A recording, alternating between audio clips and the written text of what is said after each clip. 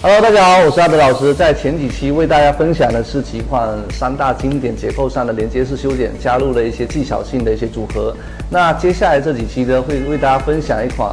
不连接技术。那技术当中有分为2大类，一种是连接上的结构技术，一种是不连接的结构上的技术。2个技术的话呢，通过什么样的方式来解决顾客的发质问题以及发量问题，这个是我们作为接下来一些发型师需要考虑的一个能力问题啊。那今天这个模特呢，它的后部发量占据了整个头部80%的头发量感。那如果当我用到后部连接式的结构修剪完成它是没有问题，但是在吹干之后，你会需要大量的时间来去完成修饰啊，大大的增加你的工作效率啊。那如果说我用到一些技术的应用，通过不连接结构来完成这款发型的裁剪，在吹干之后少去调试一些发量的时间的话，那是不是大大增加了你的一些工作效率呢？所以说，在连接的技术跟不连接的技术是根据顾客的素材因素来去恒定的。所以说，大家一定要去理解不连接3个字，不是你看到的、想象到的那种好像有顿挫感的，而是剪完之后它看不出来不连接，同时它的内部结构是不连接，但是它最终的结果它是连接的，那就是一款好发型。OK， 那给大家稍微简单做个介绍。今天这款技术的话呢，我们会在长度先设定在齐肩的位置啊，通过刘海的一个还原。那后部的重量的话呢，也会完成一款比较偏商业的一个层次。但是在这个层次当中，大家可以期待一下怎么去修剪啊。然后整体修剪完之后，还会完成吹干、调试跟调亮，那最后还会完成一款烫发，去还原我们最终顾客回去打理的一个状态。好，我们一起期待一下今天这一期的视频效果。好，我们先完成今天的结构裁剪吧。现在我们来开始完成今天的第一步的修剪啊，结构上的修剪。那在分享修剪之前，我们先完成整体的一个分区。在商业发型上，分区其实会比较简单一些，没有过分的一些分区方式。那在剪今天这款不连接技术的话呢，可能在后部的分区会完成3大区域啊。那在完成前后分区的同时，先来去决定找到分区点。那分区点怎么找呢？我们在前几期一直会说明，分区点不以头顶点跟黄金点来作为一个基准点完成前后分区，是以扩散点的位置完成前后分区。那在长发跟中发上，可能在分区点上面就不会有那么多的细节啊。那如果在中短发以上的长度上呢，会去完成它整个头发滑落的流向啊，区分流向之后的分区点是极为的关键啊。五指轻轻放在头皮当中去进行波动，有一点向四周扩散的圆点位置，这个点我们称之为扩散点。找到扩散点，完成左右两侧耳上点的连接，这个就是我们所要的一个前后分区，极为的简单哈。那在分区完这些大致的一个主区域的同时的话，我们还会完成结构上的一个次分区啊。我们暂时先将头发先夹住，在剪长发和中发和中短发的话呢，今天我们还会完成一个叫先以设定好的一个比例长度之后，再来还原它整个层次上的连接。当完成前后分区的时候，会发现我刚刚在视频前也介绍过了，它的前部的区域的发量是20%，后部的发量几乎是占了80%啊，发量特别的多啊。在这种的发量的素材上去完成一款不连接技术，是在商业当中极为完成率跟打板率最高的一种发型。好，那现在呢，在后部的区域，我们抓住了这里的发量，我们会先设定好一个长度。在长度设定同时呢，如果大家在没有办法有那么好的一个轮廓印象的同时，建议大家先将耳后点的长度拉至到前方，完成设定好之后，再来完成向后提拉2点接一线去进行衔接，整个长度会更容易啊，容错率会更低一些。如果大家有经验的同学呢，可以直接完成我们要的一个长度效果啊，这个大家可以去理解一下。那我现在呢，先来完成。因为发量多的同时啊，我现在会完成2分区来去，先来完成第一层的长度上的一个修剪。那这个分区呢就不需要那么精致了，只需要把发量平衡的分开，来完成我的底线的修剪，更精确的完成长度上面的选择。所有头发沿着自然垂落到达外线的位置，我们来去恒定第一刀的长度。选择第一刀长度有几个细节分享给大家。第一个细节呢，当你的长度过肩的时候，我建议大家可以剪圆形的轮廓形状；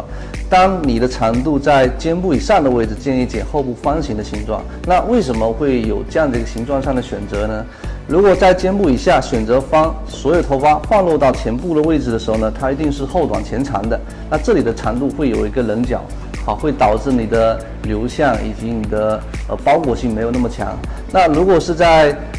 长度在肩部以下的位置完成圆形的包裹性，它放在前部的位置会更有我们所想要的一个往内收的一个包裹性。如果今天我要长度在肩部以上的位置完成一个圆形，落到左右两侧的位置，它包裹性也很强，但是它的推动力变少了。所以说，完成一个方形的结构来完成整个的一个修剪，会更好的在侧部的位置保留我们所想要的一个长度效果啊。那这个效果的话呢，在整个的流向上面，它会更好的有推动性啊。这是我们说到的几个点。好，那现在呢，我会先完成第一刀的长度选择。那今天我在肩部的这个以上的位置，我会完成大致的一个方形，所有头发拉至后部的水平面，完成一刀的修剪。OK。头尾微微向前倾，延续自然垂落，到达外线的位置，梳子平垫在我们想要下刀的长度上，完成方形切口。好，身体呢可以保持固定的状态下去完成。第一刀宁长勿短，选择与地面平行的方形外轮廓线。OK， 好，修剪完毕。落到前方的位置的话呢，你会发现这里的长度正好的是在下颚线以下的位置啊，齐肩的位置来完成。那有了方形再剪圆，它其实会更容易一些啊。那现在呢，我会跟随着头型进行移动，记住了哈，在肩部以上的位置呢，它是跟随头型与地面平行的一个方啊，不是一个后部的一个方，一定要切记。在转角的位置呢，再给它进行磨掉一些角。啊，这其实就是一个与地面呈平行的一个圆平啊，要切记。好，接下来来到第二区，所有头发还是同样的延续自然垂落的状态下去完成第二刀的修剪，头微微再向前倾。好，用宽齿梳来去完成第二片的梳理。继续。那只要找到第一片的引导设计线，就比较简单了。在剪之前的话呢，这些都是一些经典的一些技术裁剪啊和它的一些细节要领。如果大家在这些位置会有一些不明确的同时，我建议大家可以多去尝试剪一些经典发型。好，那外轮廓呢已经快速的完成在视频当中。好，接下来来到另两侧，两侧的位置延续自然垂落。找到耳后点的长度来完成前区边缘线的连接，后部头发先夹住，啊，头微微的抬正，梳子梳落下来，然后呢，当顾客头微在端正同时，可以让顾客微微的往这边侧一些，啊，保持这个头皮呈0度的一个状态，啊，梳下来，找到后部的耳后点的这根长度来去做引导线连接。梳落下来，这根长度与地面长度与耳后点长度做衔接，形状参考与地面平行，完成方形的切口即可。OK， 好，那整个的外轮廓线就快速的完成了。那然后再将前后头发进行重叠啊，检查一下啊，没有多余的头发，我们就可以完成前后区域的连接效果了。好，另一侧同样的方式，从耳后点拉出一束头发来完成前区的引导线。继续啊，可以让客人头微微向这边侧，梳子梳落下来，找到耳后点的引导线，剪出与地面呈平行的方形的形状。长度呢与耳后点作为长度上的连接，形状参考与地面呈平行，完成前后性的连接。啊，这个外轮廓线呢就完成了我们今天想要的长度修剪。那完成整个轮廓线呢，人站在顾客的正前方，所有头发向前梳理。这个时候呢，目的是更好的先来去寻找一下左右两侧头发的对称程度啊，这个很关键啊。漂亮啊，今天运气很好，两边剪对称了啊。平时时候经常剪不对称啊。好，现在呢，我们开始完成结构上的修剪啊。外轮廓线其实也没有太多总结的，就是你要去理解一个就是形状上的印象，脑海当中先有的形状，再有手上动作，这个很重要。以结果为导向去思考，这个思维方式会帮助大家大大提升你的工作效率，同时在技术上面的效果会更强一些。好了，那现在我们先完成整个的一个分区。同样的啊，从扩散点分至左右两侧的散点，这是我们刚刚所要的一个分区点啊。均匀的分出前后区域的发量，每一区的发量的紧密度是不同的，选择技术上也会有所不一致。所以说，当你解决了这些技术能力的问题的时候，和你有一些对于顾客的发质素材判断的时候，加以一些设计，你就会完成一款很适合顾客的发型。如果单只是云有的去思考设计流程，而忽略到了流向的问题和顾客发量的问题，那技术的选择安排上没有办法那么好的契合它的时候，那其实你会发现设计很完美，但是结果通常并不是你理想当中所想要的。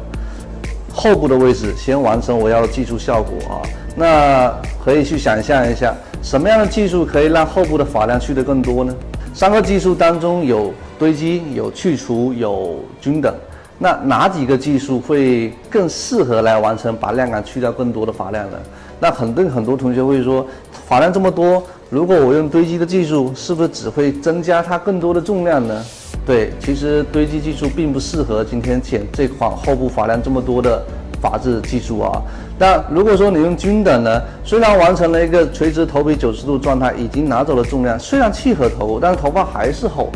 那如果你用到的是去除技术，这个头发全部拿走，那整个比例如果上点的重量过于太高，它的发型是不是显得不是那么商业呢？所以说在选择上面的话呢，如果你用单一的结构去完成后部发量多的发质，一定剪出来头发会不是理想中的那么完美啊。那接下来我会用到不连接的技术来完成去除技术啊，大家可以认真去思考一下我的一些技术功能性的安排。肯定的，发量多一定是用到去除来完成它会更合理一些。但是呢，如果你用到单一性的结构去完成整个发型的技术结构裁剪，一定会让整个头发变得特别的不自然。好，那现在我先完成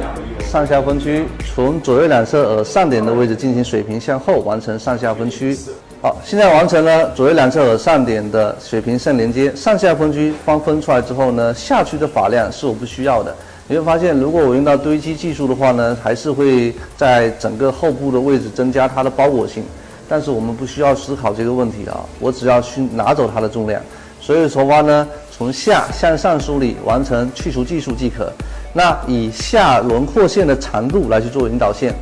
来完成一个去除技术。发片向上提升，啊，找到外线的长度去做引导线，来完成去除技术的修剪。好，所有头发从下向上梳理，跟随头型来进行移动。那同时呢，它用到的是去除技术啊，去除技术的话呢，一定是高于分区线的。那移走了更多的重量，同时它的外线长度还是会被保留，但是呢，整个的量感已经被我们移除掉了一些啊。那这里的发量的话呢，是比较柔和自然的。那从纵向去梳理去观察，就发现上点这个角以下是外线的重量，角以上是去除的层次，一定要切记。好，来到了是第二层的发片，从扩散点分至左右两侧耳上点，在1/2处的位置完成水平向后分区。啊，切记啊，我们在后部的位置完成3个区域的修剪。也就是说呢，会发现，当你使用到这个技术的时候呢，它很灵活去可以完成一款发量多或者头发是沙发这种发质素材啊。因为这些发质的话呢，是我们最头痛的几个发质啊。通常如果用到一些连接性的结构去剪，都会有一些问题，就是总觉得型它很僵硬，不够柔。OK， 好，现在来到是第二层，找到第一层头发我们不用去搭理它了，第二层头发呢继续我们找到中间这根头发来去做引导线，以刚刚第2层落下来的这个外缘线长度来去做引导线 ，OK， 然后再次的完成第2层的修剪。发片呢从下向上梳理，一定要高角度去完成去除层次。好，找到引导线来完成去除 ，OK， 这点长度。但是呢，你会发现落下来的话，它的外线长度还是在原有的第1层的长度上去完成整个修剪。好，继续来到转角位置，同样的拉高角度，用到了叠层的方式完成去除层次。啊，这个技术的话呢，在一些发量多的情况下，跟一些沙发自然卷的发型上非常实用。啊，这个量感呢已经被我们拿走很多了啊，但是它的结果梳落下来还是连接的，没有任何的一些顿挫感，这是技术的本质。不要为了表现形状，为了表现技术而去限制了你的行为。以结果为导向的技术呢，更多是考虑到了一些就是顾客的一些发质问题以及头型问题啊，然后再选择用技术的安排，这才会更灵活，帮助大家在现场当中解决一些更多的问题啊。好，梳落下来呢，我们现在纵向去梳理完，去观察，你会发现它是不连接的啊。可以发现啊，这是底层的，这是上层，但是你会发现在中间的位置呢，会有去掉一些重量啊。那你会发现上点的这根最长的头发和下点这根最短的头发，它其实还是一个堆积技术，那只是把中间的头发给拿走了一些而已。但所以说它梳落下表面还是属于连接的啊，这才叫做商业发型啊，和一些不连接技术的一些正确的裁剪方式啊，千万不要以那种啊这里来一刀那里来一刀的方式来完成它，那个是属于走江湖派的不连接技术。好，接下来来到的是第3层 ，OK， 那第3层的发量它一定会逐渐变少啊，但是呢，我们还是可以完成第3层的重量连接，发片还是一样的，来去完成上下提升，找到引导线来完成连接。好，表面这头发呢再度梳下来，你会发现上点我去除了这个层次，落下来。它的比例在头顶至外线1/3的位置，这个比例通常是比较商业的啊，同时剪长发、剪中发、剪短发都会比较讨喜一些啊。但所以说这又结合到我们第2阶段当中这个视频里面分享的比例关系啊。所以说只要你控制到头顶至外线重量在3:1，问题就不会太大啊。剪出来头发第一个不难看，这是我们唯一要选择的一个要求。再去除掉我们的层次啊，第3层高角度提拉去角就行了。好，我们现在把3层的头发梳落下来，给大家去进行一个观察啊。那看，可以很明确的可以看到啊，这边头发和这层第2层头发中间量感是完全被移走了。但是呢，你会发现整体如果结合在一起，最长的那根头发落下来，它还是围绕的保持我们所要的堆积重量。所以说这个技术梳落下来之后，你看不出不连接。好，我们来看一下镜头。好，大家可以观察一下，我梳下来之后，你会发现它几乎没有什么任何的顿挫感，全部整个面的头发都是连接的。啊，在重量的选择上的话呢，由于我们这里长度落点它在3:1，所以说它可以完成一款商业发型。啊，3个去除3层，同样用到去除技术来完成我们今天的结构上的修剪。所以说它的结构是不连接，但是它结果看过去是连接，这才是我们优先要选择的一些比较有商业气息的短发和中短发啊。所以说一定要切记这种概念。那现在我们再次去观察，它的包裹性就非常的强，而且这里的重量的话呢，中间已经被我们移走了，但是表面几乎是没有任何看不出剪出不连接的一些印线啊。这就是我们非常使用到的一个气息。好，那现在呢，来到的是前侧区的位置呢，我们会使用到在第1阶段当中剪的那个圆形的边缘层次哈，因为我觉得这个边缘层次会比较商业一些。来，大家看一下，我们再来复习一下我们之前的一些内容，好吧？从侧部的位置完成斜向分区，分区点的位置寻找到的是上点的位置，然后在前部的区域的位置呢，选择是2公分的斜向后旁边宽度，那分区线完成的是斜向后到耳上点的地方。但在分区线分完之后，发量均匀的分配出来，会发现一个问题，就顾客的前额点的退化点的发量比较少啊。所以说在剪这些区域上面的话呢，是在剪公仔头是发现不了的。那它剪的这个区域的位置，大家详细的去认真去看我等一下讲的这个细节啊。那在剪之前的话呢，我们会先设定好我们今天所想要的一个前后的比例关系，从正中心的位置取出1公分的发片。梳落下来，我们要完成的是前高后低。那我们刚后部的层次是在3:1，延续水平线过来，那正好在它的下颚线比下颚线再高2个宽度，比下颚线再短2个公分就可以了。那也说这个长度定在下颚线的位置以上，在下嘴唇完成一刀的修剪。方形切口落下来之后呢，这个时候我们再把第一点的设定比例的长度以及上点的这根长度进行衔接就可以了。OK， 好，我们现在开始完成第一片的修剪。我们要完成的是圆形的切口线连接，那你就考虑到了每一片的首位与分区线都要成平行。好，发片向前提拉，始位前高后低，完成第2片的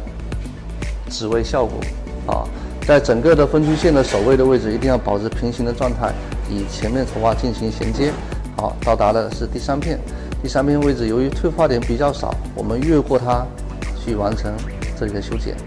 这个长度是空的，是少的，好，我们不用去管理它。到达接下来下发际线的位置，发片与分区线平行梳理，再次完成垂直于地面首位。好。找到这里的长度引导线连接，而耳上点去做衔接就可以了。OK， 落下来，我们再次去观察一下。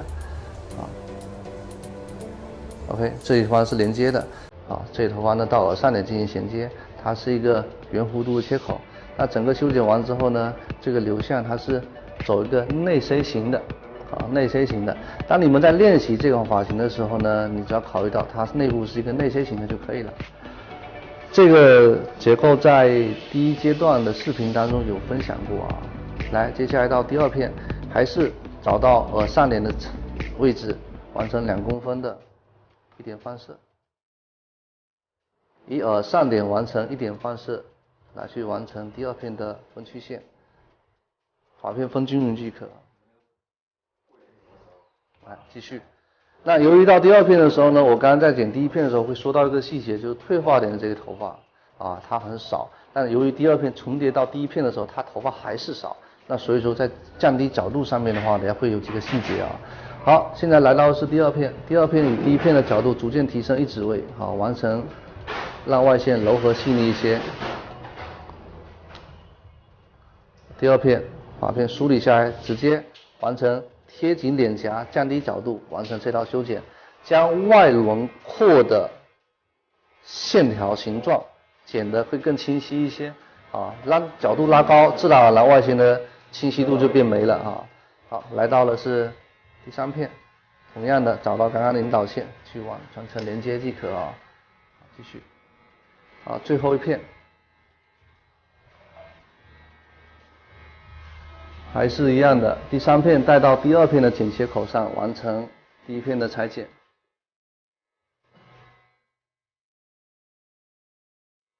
好，来到了是第2片看第2片头发呢，这头发呢应该整个的外线应该算是比较偏清晰的，那我们可以逐渐提升一点点，来完成这个层次上的连接。继续到转角的最后一侧头发，再完成圆形的一个收紧的效果就可以了。那整体梳落下来，它的外线一定是比较整齐的。好，大家可以从镜头里面发现，这里的外线现在已经很完整的表现出来了。整个的轮廓线已经达到了一款很精致的一款圆形的一个外轮廓线形状。同时后面的位置呢，包裹性也极强。从侧面上面已经可以找到了一个结构上的一个美感由于顾客后面发量多，现在移走的发量变得少了。那前部的流向的话呢，希望可以有更好的一个向后推动的能力在烫发之后呢，刘海可以做点弧度，鬓角也可以做点弧度这是我们优先要选择的一些结果内容。OK， 另一侧的分区线也是相同的，找到耳朵最高点的位置，完成2公分的斜向后分区线分出来我们想要的一个发片宽度即可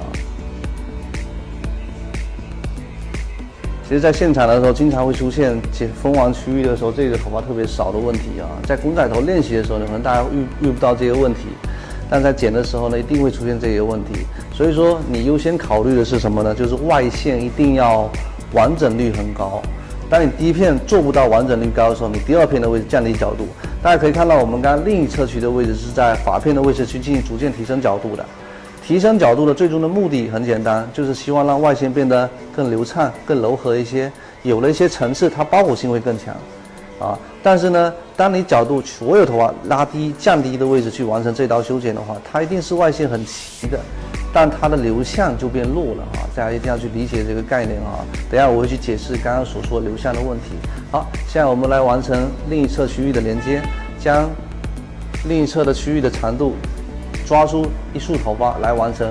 另一侧区的连接。啊，第一片发片的尽可能性的贴紧顾客的脸颊，完成0度上的修剪，指位前高后低。这个手指位的指向是以耳上脸这根长度的落差来去完成的。啊，当你的手指向内收的部分太多的时候，你会发现耳上脸长度在这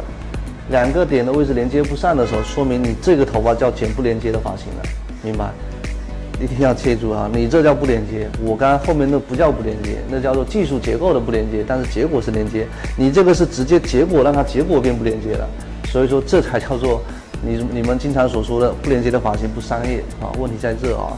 一定要切记。来，第一片发片0度向前提拉，贴紧顾客脸颊，指位完全和分区线平行。那指位的朝向以耳上脸这根长度进行朝向就好了啊，2个对标，然后进行一个切口上的连接。OK， 这是第一刀、第二刀。那由于到了退化点的头发，这里发量特别少，还是一样的去完成降低角度，越过这些长度，把这些长度去做衔接就好了。一定要切记，越过它，这些长度做连接就好了，明白？好，接下来继续从耳上脸的位置进行平行提拉，指位垂直于地面，找到耳上脸的这根长度去做连接。好，给大家分享个细节啊，大家梳理耳上脸的时候，千万要切记，一定是顺着发根的位置服帖向下梳理，而不是往前去梳理。如果当你把耳上脸这根头发往前去梳理的时候，这里的长度一定会被你剪短，因为它已经被你刮扯过来了。所以说梳理头发又是一个细节，一定要顺着发根流向梳落下来，每根头发保持通透，一定是保持一个水平面的状态下去进行提拉角度，完成所要的切口上的连接。好，接下来来到第二片，剪这几个还有很多细节啊。我在第一阶段的话呢，有完成了3个长度，长、中、短，但是同样的都是用到了一个技术去修剪，由于长度和比例上会有点不一样啊。就是大家在剪这几款技术的时候呢，我们称之为模款技术，它剪出来的头发通常会更容易让顾客喜欢，其实就不难看，属于大众的口味的那个技术方法。好，来到第二片。第二片呢，比第一片呢，刚第一片角度是贴着皮肤，第二片角逐渐提升一指位，逐渐提升一指位。切记啊，我说的是一指位是多少呢？差不多就行。好，来到了退化点头发，一定要切记，我们完全降低角度，把外线的形状的整齐度给它完成了啊，然后再来到侧部的位置，可以微微再提升一点角度去完成连接。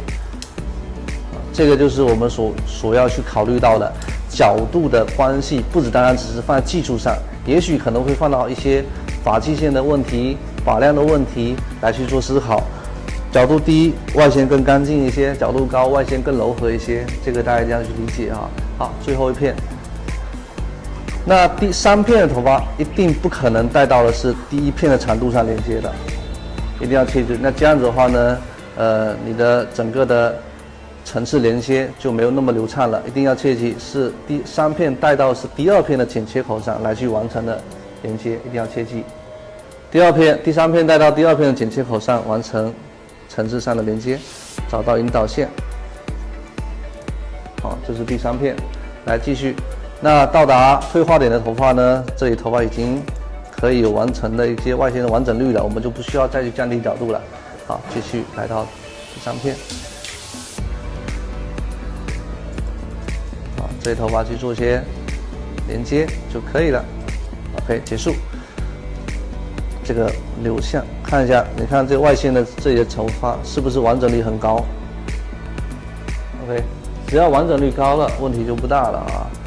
如果说你第2片的位置就逐渐提升角度，第3片就在退化点再次逐渐提升角度的话，那这里头发一定会缺掉，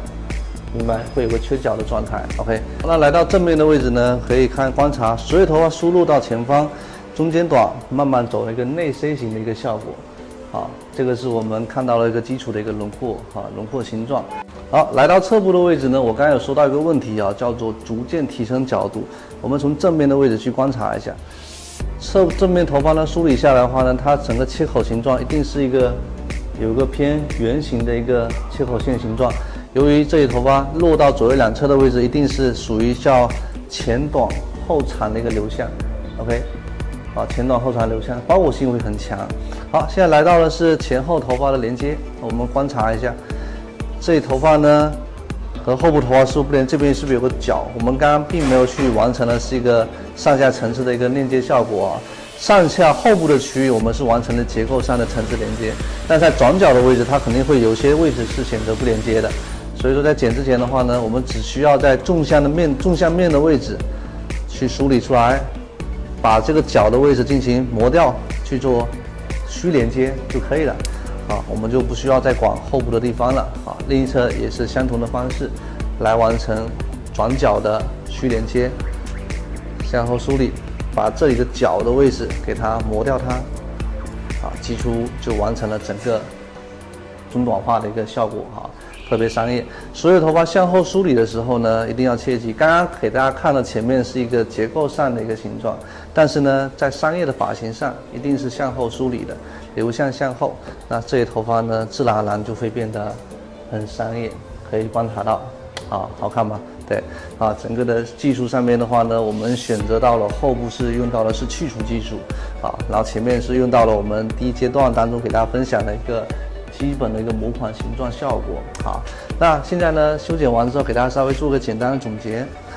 我们刚刚在整个分区的位置完成的是前后分区，在后部的位置，我们先设定好了一个底线。这个底线呢是后部的位置随着肩部的头骨的形状来去走圆，剪出与地面成一个方形的状态。那左右两侧转角的侧部区域的位置呢，完成的是耳后点的长度落下来，去完成一个方形的一个连接，左右两侧是一样的。OK， 那在后部区域的话，我们选择一个技术叫去除。但如果单一的去一个结构去完成去除，它一定会在比例上面失衡。所以说，在后部的后点的位置完成前后上下连接。耳后点跟另一侧耳后点进行水平线连接，完成上下分区。在下区的位置，我们来进行第一刀的去除技术。这一刀去除技术的话，不以外线的长度做引导线，以外线以上移出2公分的位置长度来做引导线。然后第2层的位置呢，以分区点呢，以扩散点至耳上点的位置1/2处进行水平线的连接，完成第2个区域。那第2个区域的话呢，同样我们刚刚已经设定好了外线，拉至90度。完成去除层次，那这一刀的位置也是以外线的长度去做引导线当然，如果大家希望它可以去的多一些的话呢，可以再以外线移上去一点点，再来去完成。第3层的位置呢，自然而然再去完成90度的去除，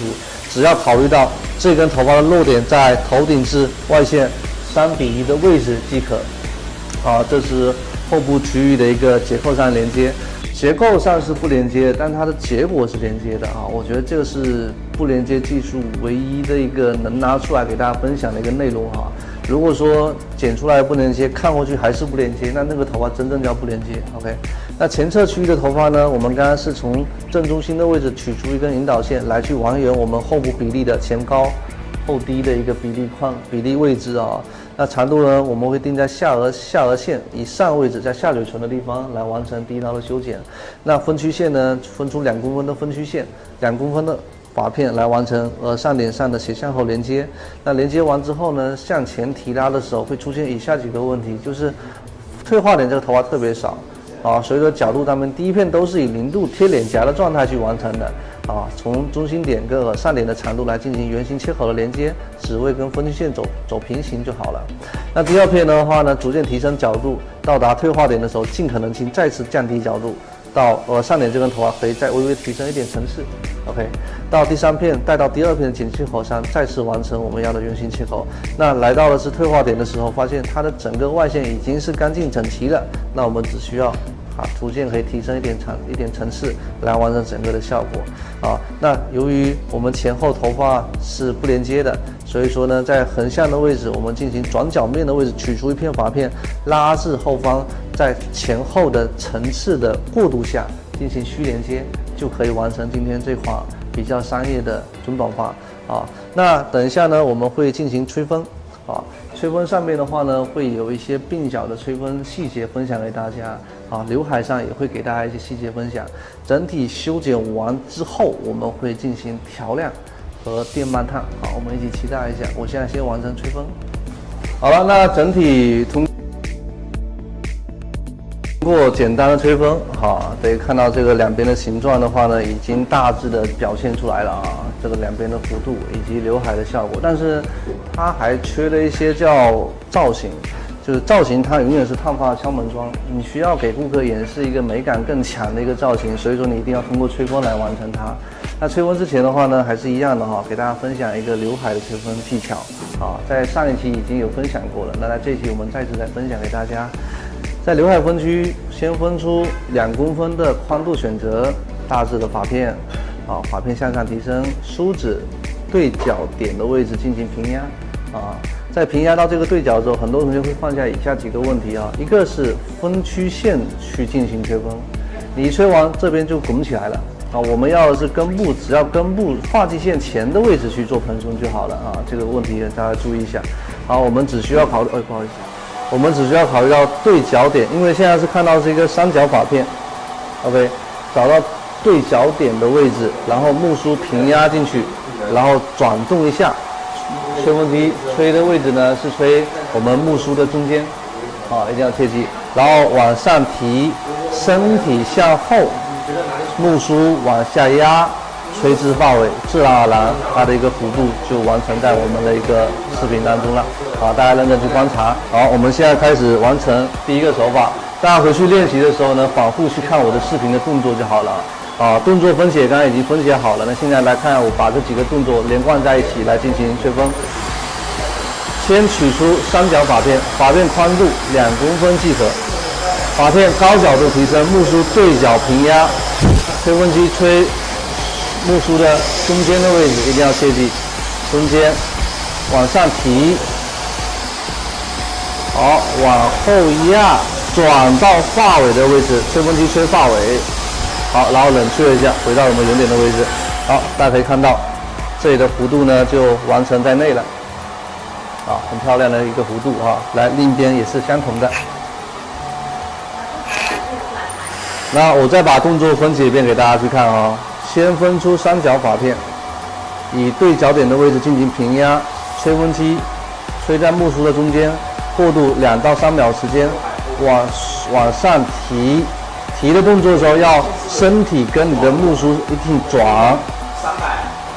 的时候呢，我的吹风机一定要远离一些梳子不要太近的去贴着我们的木梳的位置。然后呢，再次的木梳往下压，压的时候食指跟中指转动一下，然后再吹风机进发尾。自然而然这个卷度就很漂亮。来，我现在把这动作给大家连贯在一起分享好，三角发片，木梳顶的插到中间，大概吹1、2、3，好，往上提，提的时候呢，吹风机远离一下发中，好，最后呢再往下压，吹至发尾的位置，木梳旋转一下，好，吹完之后呢，冷却完之后，这个时候再回到我们原点的位置，好，这里的弧度呢就完成了。大家可以从镜头里面发现，它的流向呢，根部这里是起立的，是立起来的然后呢，这边头发呢是微微的向前勾，这头发向前勾。那等一下我们烫的时候，也要烫出这个效果这才是最好用的一个、最实用的一款发型。鬓角呢，其实吹风也很简单的就是只要把这个地方梳子提拉起来，好，木梳呢变成前低后高，在旋转的时候呢，往后压，压的时候呢，一定向后带一下，然后再往下压。压的时候呢，吹风机就不需要去吹发尾了，自然而然让这个地方会有一个勾。那勾的同时呢，要让整个转角面的像这里我手抓的位置要有一些蓬松的效果。一定要切记，这一定要喷出，不然这太贴了，显得整个形的立体感不够菱形。好，来我们看一下啊，先把头发带顺，来后低前高，吹往后压，再往下走，走的时候呢不需要去吹发尾 ，OK， 那大家可以看到这个地方呢是不是就有一个勾上去了？那勾完之后呢，表面的位置这一块地方可以抓一些浮油感。整个轮廓比例是不是比这边来的会更有菱形的效果啊？这另一侧也是一样的啊。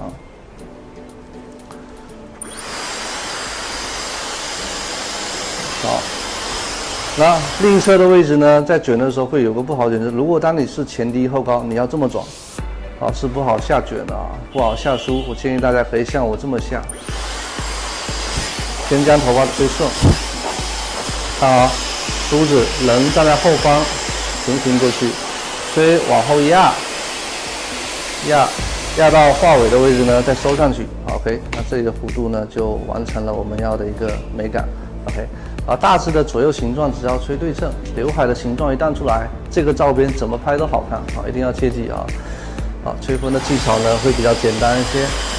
到转角的位置呢，大概给它带顺一下。大概的绕一下手法就可以了，大概绕一下手法就 OK 了，剩下的只要稍微呢内部吹饱满，这款吹风造型就完成了，不需要吹太卷，不需要去做什么电棒啊之类的，其实我们吹风机可以完成的就好。表情注意一下啊。来，那整个的形状呢，我们吹完之后呢，这个比例关系还有整个左右两侧的菱形的效果，能达到我们预期要的结果，其实就 OK 了啊。那这个刘海的位置呢，轻轻拨动一下，那很随意，很自然。那这里头发夹在耳朵后面也好看。我们来看看侧面的效果。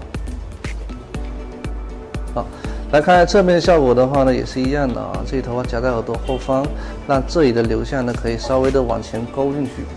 就很商业。这个商业的发型就吻合了大众人的一些口味啊，大家觉得喜欢的话，可以用这些方式不断去练习加强自己的审美，一定要多做造型，你的美感才会有变化。好了，现在呢，大致的吹风造型我们就演示到这里，接下来我给大家分享一下调亮的细节。OK， 好了，接下来到调整修饰发量的一些细节地方啊。那我们刚刚在后部区的位置呢，完成了是整体是不连接的技术，但是呢，在剪的时候，在调试的时候，就很多同学会担心一个问题，就是他不知道怎么去剪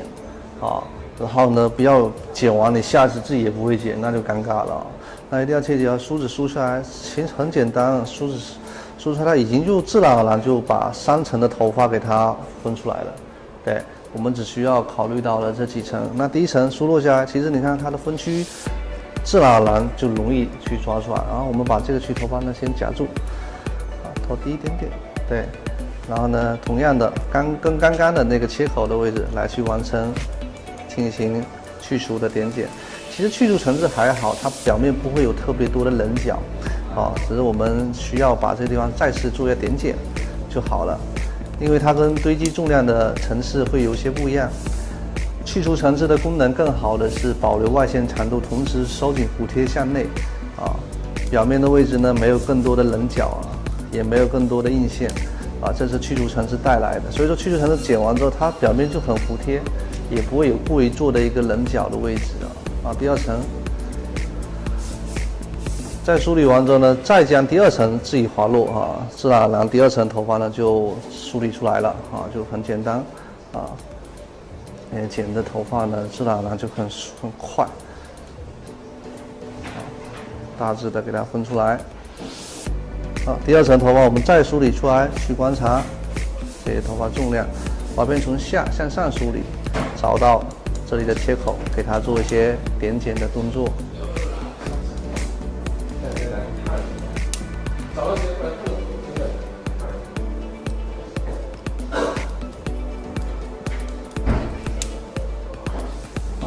只要还原我们刚刚的结构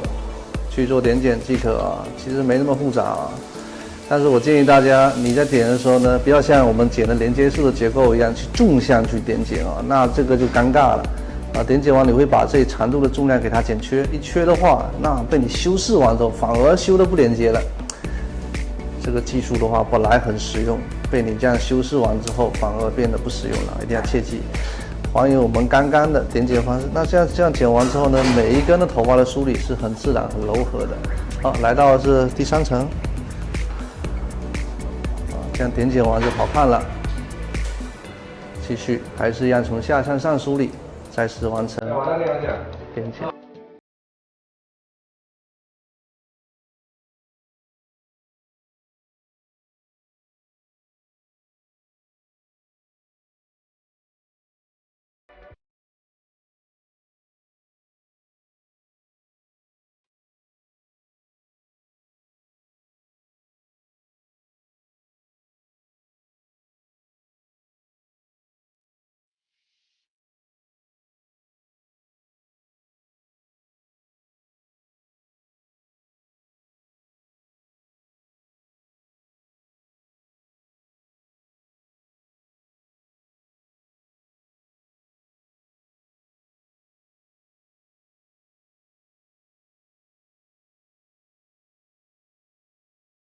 好，来到侧须的位置呢，刚刚在前后的位置衔接处的地方，我们可以取出一个纵向发片。那这一个发片可以完成纵向了啊，这是刚刚我们所要的须连接的状态。刚刚后部的地方绝对要切记，不能纵向连接。剪完之后呢，自然而然这一头发就服帖向内了。好，那在前部的边缘层次的区域，因为发量很少，其实简单做些点剪就好了，不需要去做过分的一些点剪动作。这其实点剪完结束，那剩下其实发尾的位置，特别是这里的头发，我们可以完成一些去做一些点剪这里点剪做点可以的，让它变得更柔和的一些鬓角细节OK， 继续，发尾可以简单做些点剪是没什么问题的。好 OK， 那另一侧也是相同的，进行须连接这个地方一定要切记。手呢也是同一个握拳状，剪这款中短发相对而言就会比较简单一些不会像短发一样。但是呢，等一下会结合到一些纹理的挑剪现在呢，细节地方在鬓角的地方可以稍微的去做一些点剪。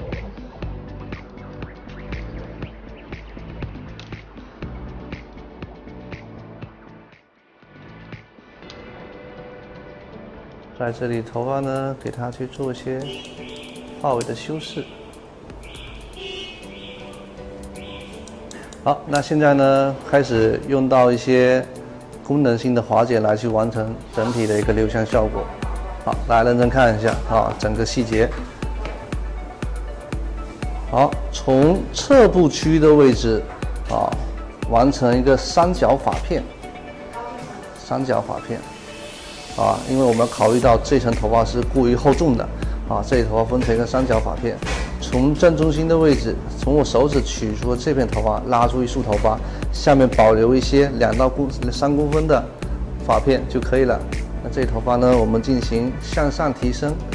向上提升做什么呢？去做滑剪的动作扭转起来，去做滑剪。滑的时候呢，一定要记住我是双刃的滑剪，滑，这个动作要小心一不小心的话很容易被剪断。这头发呢梳理完之后呢，这头发是不是就变得少量了一旦夹在耳朵后面的功能性会更强一些。但同时我们分出三角发片，它是有一定的说明的为什么不能分垂直跟分水平的三角头发剪完了，它就像一个窗帘一样，它自然而然会关闭起来。它自然而然就衔接上面会更自然一点点，不会像如果说是水平，是一片盖下来，第一还是发量还是厚，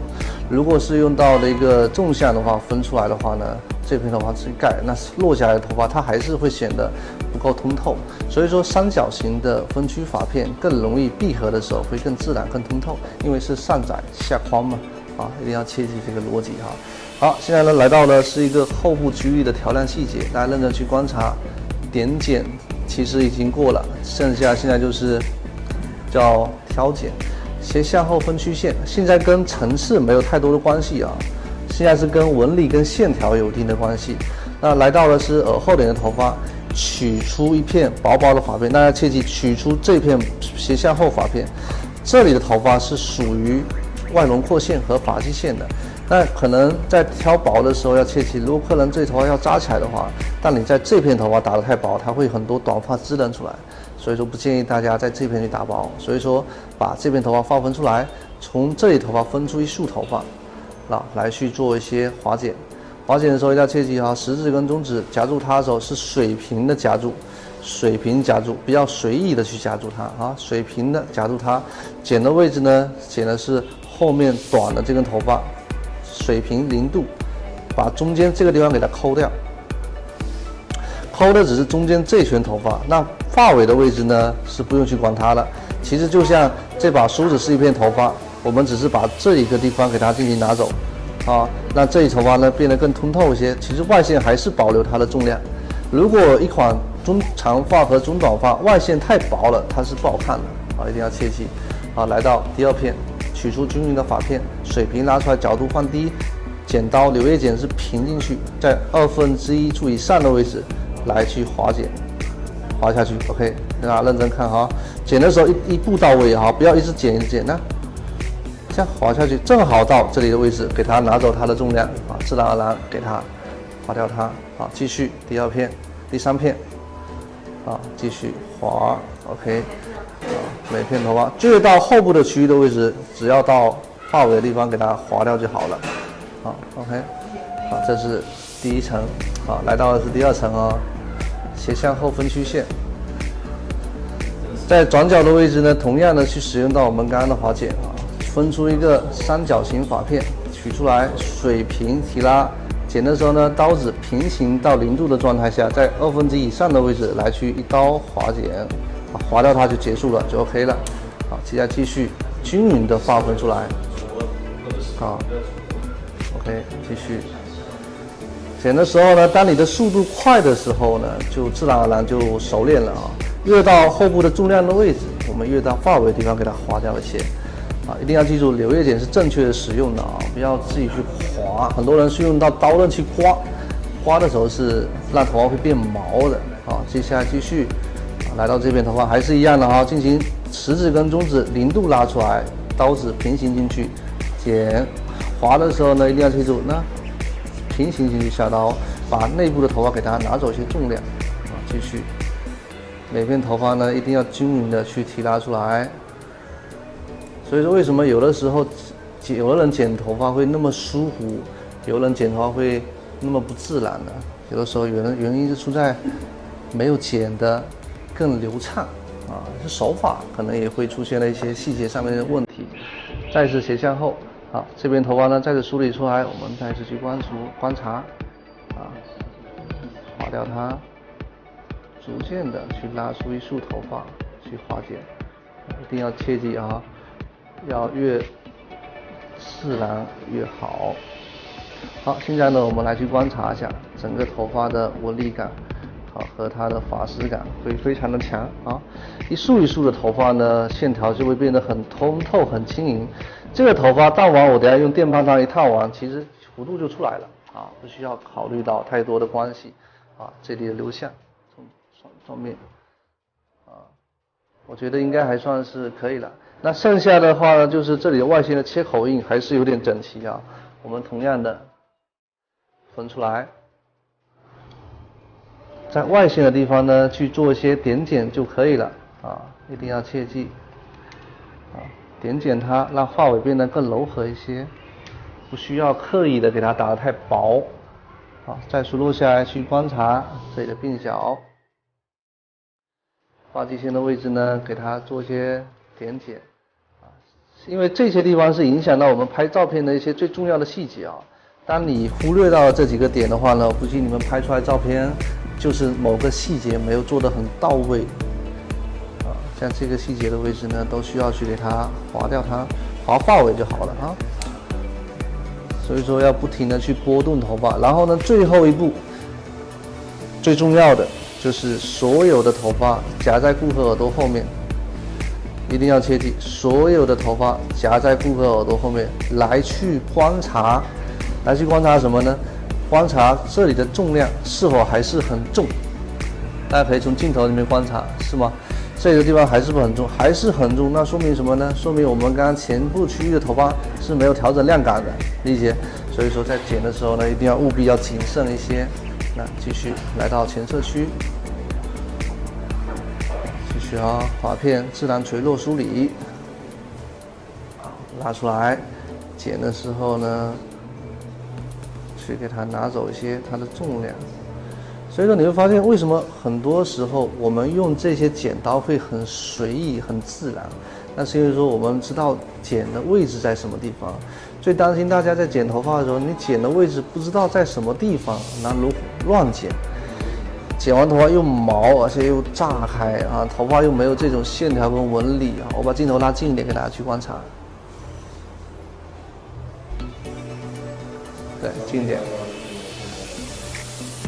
那现在呢，是不是就容易知道为什么我们划剪会那么的舒服？不管什么剪刀在我们手上，我都可以划得很舒服。那是因为说我们理解这里面的一些细节动作。到鬓角的地方呢，划掉一些它不属于它的长度，因为这里发尾可能要削的尖一点点，从宽慢慢变细，像笔尖一样的，那就是头发就好看了，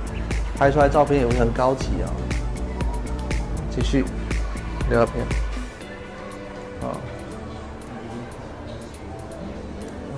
动作流畅。对，其实我没有放快动作啊，但是它这剪出来它就是很舒服很舒服。来，最后一片表面这片头发，再次的梳理完之后，你会发现现在这头发的纹理跟线条就已经达到了一个美感了。OK。一定要切记当你们头发烫完很闷时，或者是头发剪完不好看，打理不出来那种忽悠感，都是因为调亮的问题。调亮没有解决这个技术控制能力的话，你今天怎么烫怎么剪都不好看就是你会永远被人给强压式的方式来去学技术所以说我们这几期线上课程非常值得大家去推荐给你身边的这些小伙伴学习因为这个真的是价值千金。好 ，OK， 来，我们现在的另一侧。那现在我们完成另一侧的调亮大家认真去细看今天这些视频给大家分享这些全部是满满的干货好，在剪之前的话呢，我们刚刚已经把点剪的状态拿走了，但现在我们先完成一个侧部区域的划剪，从侧部的位置呢完成一个上点移上去其实这个分区点怎么去找呢？很简单，垂直分区线1/2数完成三角分区，明白？这样子分开，三角分区，对。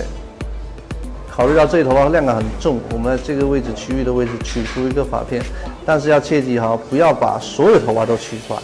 一旦这里剪得太薄太短的话，这会支棱起来，一定要切记。我们只是为了夹耳后更轻盈一些，更容易一些在这里头发呢进行一个扭转的状态。扭转的话呢，你如果有无痕牙剪更好了因为手上我现在没有无痕牙剪，我只能用这些柳叶剪，因为柳叶剪它剪下去它不会剪断头发。它只会把表面头给拿走一些重量 ，OK， 拿走完之后呢，这时候再梳落下来，你看头发是细碎的，是少的，但是同时夹在耳朵后面的能力，它一定会比你没剪过之后的来的更容易夹在耳朵后面。好，然后呢，再将头点区域进行闭合的时候，它会更轻易的完成通透的质感。这是第一个调试和调亮的一个手法，一定要切记。记住哪种位置去调亮叫合理的修饰。你如果说麻木性的去打薄，你只会把客人头发剪得越剪越毛。第一个没有通透性，第二个头发剪完很毛躁，不适合烫发等等的一系列的问题。好，现在来到的是后部区域位置，完成斜向后分区。记住我的步骤流程，你一定会剪出你想要的一个纹理的质感的中短发。好，表面的位置呢，一定要留出一片头发。然后再去取出一个发片，要切记你不要随意性的就开始你挑起一个发片来干。在剪这边位置的话呢，人站在顾客的前侧面，拇指跟食指来进行夹剪。剪的时候一定要切记剪的位置呢是在后面不是在前面。OK， 后面的位置这里划掉它，划的位置只是拿中间。OK， 拿到中间，好，继续另一侧。啊，因为我人在前侧面会有个问题，就是身体不和谐、不协调。你看啊，拇指跟食指水平夹住的时候，转过来去做划剪，能理解我的意思啊？这个动作再认真去细看，夹住它，转过来，然后去下刀。好 ，OK， 继续，每片头发是相同的。好，继续，好，第二层。